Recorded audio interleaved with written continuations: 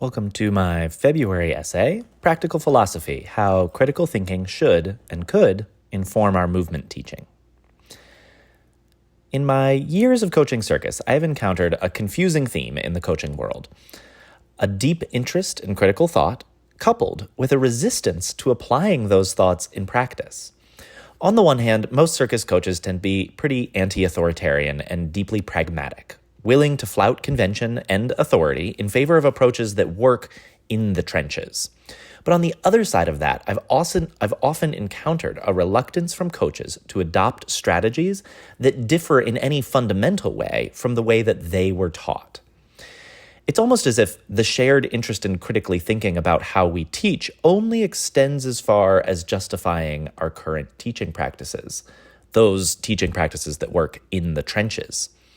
This deeply pragmatic, get-it-done attitude towards circus training seems to include a resistance to pondering the why or how behind our actions. But despite this reluctance, there are some implicit assumptions about how learning occurs and the social structures that promote that learning that exist in every teacher's practice, whether or not those assumptions have been unpacked explicitly. This often creates tensions between a coach's professed value set and the implicit or explicit systems that they're propagating with their teaching. For example, many coaches demo the skills that they're teaching as a centerpiece of their approach. This practice might be based on their own learning experiences where their coaches would demo a skill, and so they believe that seeing the skill done correctly is a valuable part of learning. It might also be possible that coaches feel a social pressure from students to demo, or studio owners put pressure on coaches to demo or teach in a certain way. Regardless of whether or not the coach agrees with the implications of demoing, which it reduces the time on task, it introduces ideal movement templates that can lead to inter-student comparison or intra-student comparison. It reduces the learning that may occur through exploration rather than imitation and is not super applicable to high-level skill coaching. It also implicitly encourages students to imitate the coach and evaluate based on the accuracy of that imitation. Despite all these reasons, even if the coach agrees with all those reasons, the practice often persists. Whether the coach agrees or disagrees at the level of critical thought, the practice of demoing rarely changes because of the critical thought alone. In this example, just showing students how to do it remains the in-the-trenches way of producing movement learning. The underlying assumptions inherent in that approach, that there is a right way to move, that movement success is comparative, that the value of a movement is based on its proximity to the demonstration, those underlying assumptions are reproduced whether or not the teacher has considered them, whether the teacher agrees with them, or whether the teacher explicitly disagrees with them. If these are the actual underlying assumptions that are being reproduced, whether these are the actual underlying presumptions that are being reproduced can be a matter for a different debate. My point is that all teaching practices, demoing, not demoing, all of the teaching practices reproduce a set of implicit beliefs regardless of the teacher's intention.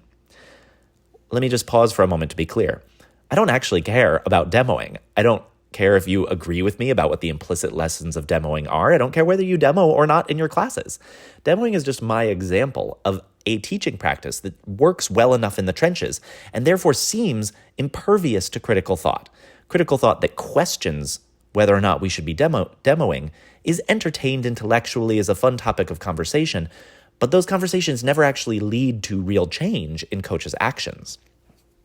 Oftentimes, I think this resistance to unpacking the underpinning assumptions about how movement learning occurs might stem from experiences that teachers have had, where endless discussions about the why and how yield little practical change for either the learner or the coach.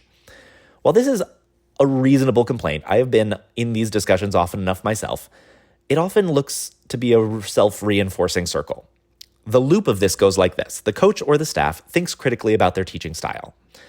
The change is briefly adopted, but because the coach isn't very skilled at the new approach, they see diminishing returns in their students. They don't like teaching this way. Their students don't love when they teach this way. And so old habits are quickly fallen back to, at least in part, because they work. No practical change is realized. And then the next time we come to attempts to discuss and change, these attempts are viewed as time wasting. I think that Discarding the critical thought or the role of philosophy as time wasting in this context is not the right response to the lack of skill with trying to teach a new method. A failure to translate this theory into action isn't an indictment of the process of thinking critically about how or why we teach. More likely, it's a failure of skill or practical imagination, of stopping just short of really playing out how philosophy or ethics can manifest in our education or in circus performance.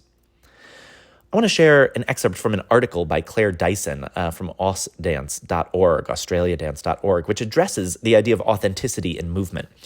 The content on authenticity is super interesting, but what I'm interested in this excerpt is how dance pedagogies have a philosophy of the body, which is propagated through the how of the teaching method described. Totally go read the whole article. It's a great read, and I've linked it in the text of the actual essay. The quote begins, "Classical ballet and Western contemporary dance are art forms that are taught on the body. Separating the self from the body allows the body to be trained more easily. Changes, criticisms, and discussions are about the body and its facility or limitation, and not about the person. The student is taught this from a very young age, and invariably there are students to whom this has not been made clear. And she is, usually in her teens, devastated by criticism that challenges her self-worth. There is a high dropout rate at this age for young dancers. But those who continue eventually find ways, some successfully, to hear discussion and criticism of their body's movement, and their performance skills as part of the job, and not as a personal attack. It seems that those who survive most successfully in this industry have professional skills in detachment and in leaving the personal and emotional out of the studio. Even when asked to bring these elements into the studio, this requires maturity and additional skills from both the performer and the creator, skills that are not inherently a part of dance training." End quote. So what are some of the underlying assumptions about the body and the nature of reality or embodiment that are being propagated by the teaching described above? In order to unpack that, we have to have a fundamental understanding of two contrasting schools of thought on the relationship of the body to the self. Dualism, which states that the self and the body are separate phenomena, or monism, that the self and the body are inseparable phenomenon. Dualism and monism, as philosophical descriptors, encompass many different schools of thought on the relationship between the self and the body. For example, the possibility that our body houses our consciousness, or that the body is a vessel for the self, would be described as a dualist perspective. Many religions espouse this point of view, as it encompasses the possibility that our self is a separate phenomenon that may have an existence outside of or after our body dies. Another example of dualism is that our perceived experience of a body is actually just an imagining or an ordering of our consciousness, and that the only things that are real are perceptions that exist in our mind. This is kind of like living in the Matrix, or the more classical version of this idealism, Plato's cave. These are both still dualist perspectives. Other views could be described as monist perspectives, the belief that our self and our body are inseparable in any meaningful way, and that the perception of separation is actually just an illusion or a side effect of self-awareness and consciousness. Radical embodied cognition, which is a fantastic Google search and a really interesting book on philosophy, is an example of a monist perspective. It posits that the self is inseparable from the body and equally inseparable from its environment. That the self, or our perception of self, emerges from perceptions of the environment that are mediated through our body's senses, and that these three phenomena, the self, the body, and the environment, form a single dynamical system that cannot be meaningfully reduced to component parts. The classical ballet and Western contemporary dance pedagogies described in the article above have dualism as their underlying philosophy. I wonder if this is by intention, stemming from an examination of the pedagogical approach of classical ballet or Western contemporary dance? Or does the system of training reproduce a dualist worldview by accident?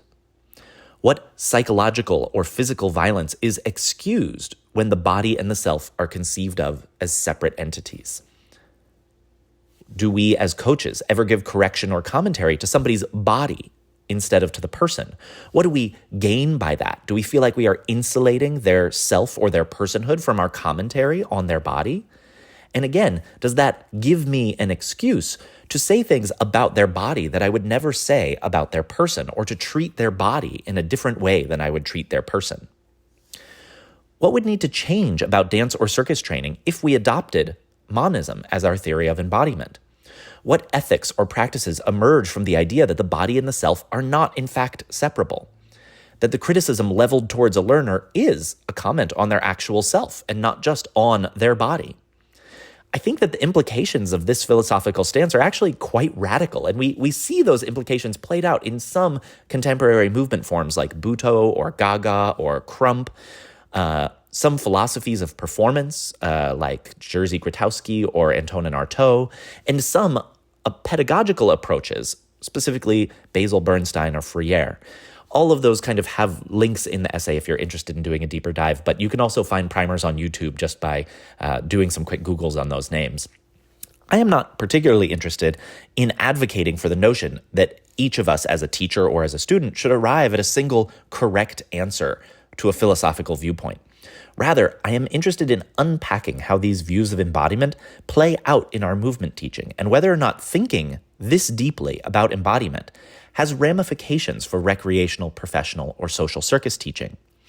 I think that it's important that a teacher considers the implicit lessons of their teaching method and not just the explicit messages that they articulate to themselves or their students. All of our performance and teaching relate to invisible culture that exists all around us. Those relations either enforce or erode a dominant mode of movement education. The dominant mode of movement education in the United States is one in which the body is subjugated to the role of an object being viewed or a machine to be controlled. This mode of education is primarily enforced by sports and fitness and professional performance.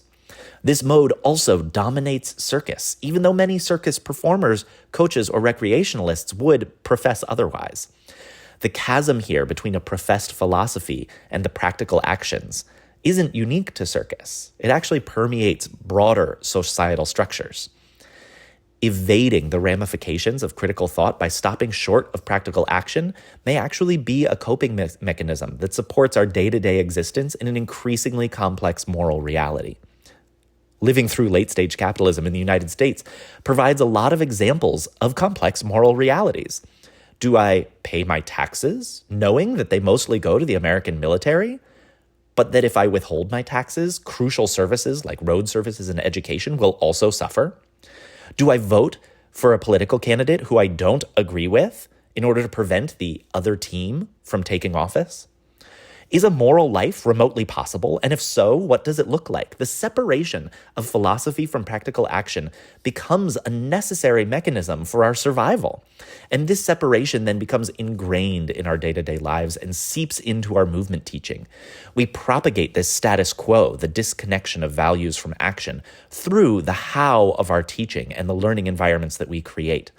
And because we're teachers of movement and embodiment, these implicit teachings become embodied in our students' bodies.